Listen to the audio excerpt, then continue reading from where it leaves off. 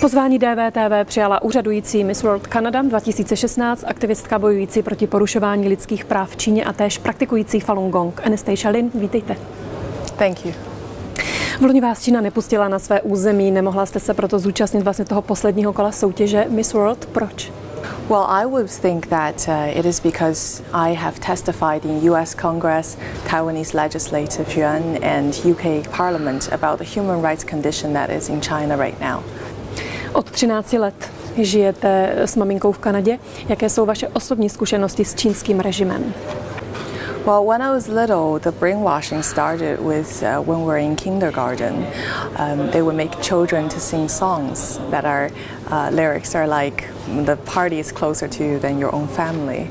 Only until after I get out of China did I realize the extent of the indoctrination and brainwashing I was experiencing there. I didn't have access to free information, and that shocked me. I realized that if I was in that situation, I want the Chinese people now have the right to know what they are going through. Poté, co jste vyhrála Miss World v Kanadě, tak navštívili vašeho tatínka v Číně bezpečnostní úředníci. Co po něm chtěli? They want my father to pressure me to not participate in any human rights activity or anything related to politics anymore. This is a classic communist method of operation, which is they use our family and business interest back home to try to silence overseas Chinese. It is not new. It's a classic work mode for them. Jistě se o něj bojíte, o tatínka myslím taky o rodinu v Číně, přesto jste od lidskoprávních aktivit neustoupila. I believe the Chinese Communist Party want to silence the Chinese. And the Chinese in the past have oftentimes accepted this threat. It has become a very unhealthy norm. A lot of people don't speak up. And that's why the Communist Party know that this kind of tactic would work. And as long as they threaten our family, we would be silent. I want to show them that it's not always the case. And Chinese people have a voice. And when we choose to exercise it, I believe by speaking up, I can initiate a change. Hlas čínskému lidu poskytujete, už jste mluvila o tom, že o porušování lidských práv v Číně jste mluvila v OSN, v Kongresu Spojených států amerických, taky v Evropském, britském parlamentu. Nelepší se to v zemi, myslím v Číně, ani poté, co se Čína otevřela více světu. China, in one way, is opening up to the world by engaging in economic trade. But unfortunately, in the past few decades, contrary to the Western perception that China has not opened up ideologically, the information is still blocked. People are not free to speak. And coming from China, I know this because I did not have free access to information, and I didn't really have the right to speak my own mind. So I believe that if China is really to be open and open to the West, it needs to open up its public sphere as well. Let people talk and let them free to think. Rozumíte tomu tedy, jak bez skrupulí vyspělý svět s Čínou obchoduje? There has long been a misconception that by engaging with China, the political liberty will follow, that China will gradually adapt to Western value and free up. But that has not happened in the past few decades. And who have really changed is the Western government. The government who are engaging with China are gradually compromising their value and principle. And while we're waiting for this miraculous political change to happen in China because of our economic trade, countless Chinese citizens have died in jail, in labor camp, because they want to exercise their most fundamental right. And it is our value that's being compromised. Engaging with China in commercial interest in trade is not wrong, but we need to be true to who we are and not give up our principles.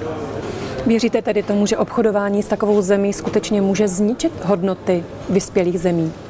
Well, I don't believe that China can destroy our value.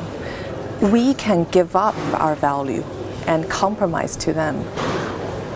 We are already seeing cases of self-censorship from Western governments because they want to engage in trade with China and afraid of angering the communists, and they start to not speak up on issues such as human rights. We need to be principled and vocal and speak up about the human rights issue while engaging in trade with them. Vy jste praktikující Falun Gong, celosvětově známého meditačního i tělesného cvičení. Proč jsou praktikující čínským režimem pronásledováni? Co přesně se jim v Číně děje? So China, anyone who's familiar with modern day Chinese history would recognize the fact that Chinese Communist Party or any Communist party in fact, would not accept any ideological challenge, however benign and small. Falun Gong is a meditation practice that does have a spiritual focus to teach people to be true and to be kind and to be patient. And this kind of spiritual practice actually was very popular in China since ancient times. Ancient scholars use it to refine their body and mind and to meditate. But after Cultural Revolution, there was a spiritual vacuum. And when it was then introduced to the public, it became extremely popular. Therefore, in 1999, Falun Gong reached a popularity of 70 million to 100 million Chinese people. That is almost 1/10 of Chinese population, and this is official Chinese Communist Sport Administration data. Therefore, Chinese Communists view it as a threat of such a large group of independently thinking people. So therefore the persecution started. O táborech smrti a vyvražďování tisíců členů Falun Gong kvůli obchodu s orgány mluvil v DVTV Zbyněk Zahálka z Epoch Times. Máte i vy podobné informace, třeba i někým potvrzené, protože vy si děláte i svůj vlastní výzkum a mluvila jste i s řadou obětí nebo svědků některých těch zásadních klíčových porušování lidských práv v Číně. Right. The concerns of organ harvesting first started in 2006 of two Canadian legal researchers started a report because there's a significant discrepancy of the number of organ transplants performed in China, but we don't have a source for the organs. Chinese people believe in that our body are given by the heaven. So therefore, we don't give out piece of our body voluntarily. Organ transplant voluntarily in China is very rare. So as a result, since there is virtually no voluntary organ transplant system in China, every organ transplant performed there, the organ is either bought or forcibly removed from someone. Communist Party used to claim that the organ comes from executed prisoners, people who committed capital crimes. But the NGOs reported that capital crime executed prisoners in China is only 2,000 to 5,000 per year. But then the organ transplant number is far exceeding that. The official number is 11,000. So there is a 6,000 discrepancy, and this was in 2006. On the Chinese media, oftentimes they will have a report of a successful new kind of surgery performed, and they would have backup organs, such as 2 livers, being obtained in a matter of 24 hours. This does not happen in the West. In the West, when you want to get an organ, you got to wait for months, at least years, for someone to die in order to obtain a heart or a liver, those vital organs. But in China, you can get it within 24 hours, according to their official report. And most of the hospitals advertise that if you go to China for an organ transplant, they will be able to find a match. That means matching your blood type within 2 weeks. And they can schedule the surgery in advance, either in the morning or in the afternoon, which means they know exactly when the organ donor is going to die.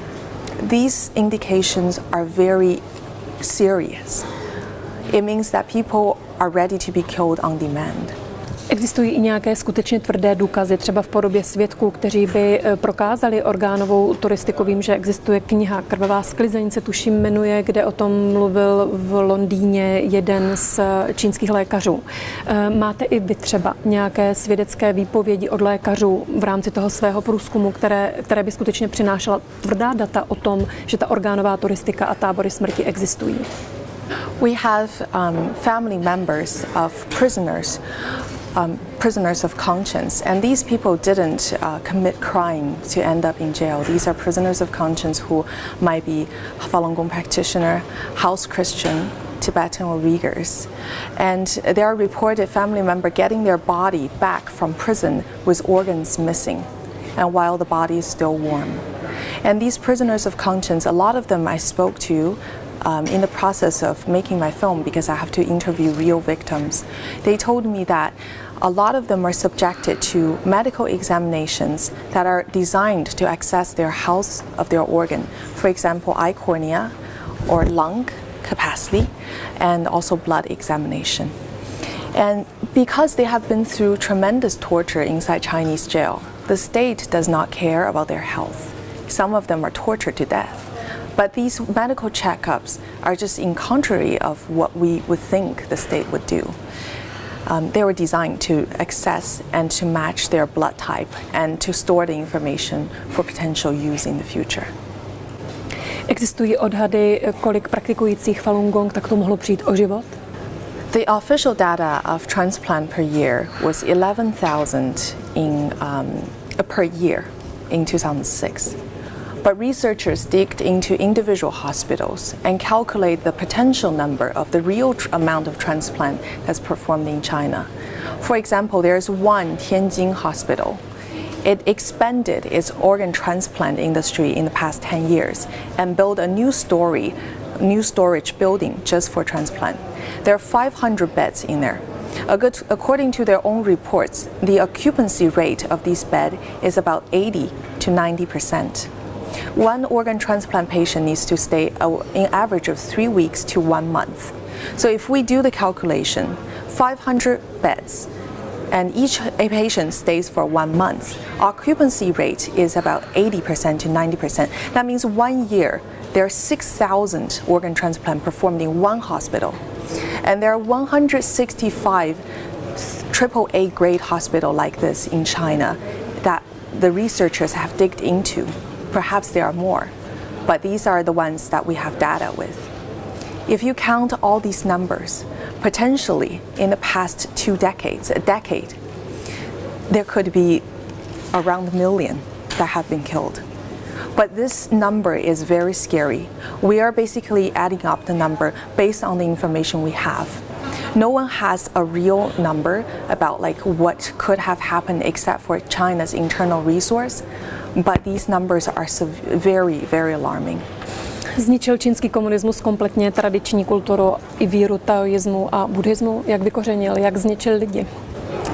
So communists, as communists anywhere, for them that traditional culture, Buddhism, Taoism, or even just traditional moral code is ideologically not compatible with their ideology, with communist ideology.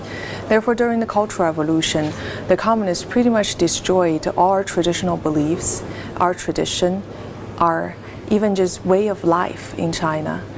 My father's generation lived through Cultural Revolution, and I can still feel the fear in my father's mind. He does not even dare to speak up, not for himself, not even to express how much he loves me on the phone, because he's afraid that the state is going to persecute him because of my activism. Communists uses the most essential good human nature. That's the love we have for family members, have for each other, and use it as a weapon against us. They use it as leverage to threaten us. Not only is our traditional culture destroyed, our basic human instinct, nature, was distorted as well. And this is mostly a result of fear and threat and violence. Our traditional culture believes that human and heaven should live in harmony. We should be one with heaven, with nature, and that there is a higher power that controls everything, and good will be rewarded, bad will be punished. But communists in the past 2 decades have promoted money worshipping, encouraging Chinese people to jump into business, to expand our economy. But as a result, what we have right now is an economic model that's based on a huge bubble. Everybody only wants to grab money, but there is no moral code.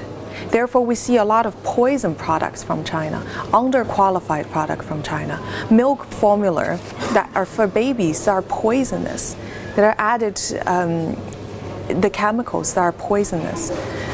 These kind of things don't happen if people truly care about each other. Communists has made China into a big Frankenstein's monster. They have 5 lungs, 5 heart, huge economic power, but it has no soul anymore. Přesto podle vás pro Čínu ještě existuje naděje? There's definitely hope for China, and there's still tremendously courageous human rights lawyers who are fighting for these people who have absolutely no voice. They themselves face jail sentences, face tremendous threat and danger, but they're still fighting. And a lot of the victims, they are victims, but at the same time, they're really courageous Chinese people. They're the spine of China. Under tremendous pressure, they still speak up their conscience. That's why they end up in jail. But that's the hope for the future of China. Not everybody is willing to compromise. And there are still good people there that are trying. Miss World Kanada čínského původu 2016 Anastasia Lin byla hostem DVTV. Děkuji vám za váš čas, děkuji vám za rozhovor. Nashledanou. Thank you for having me.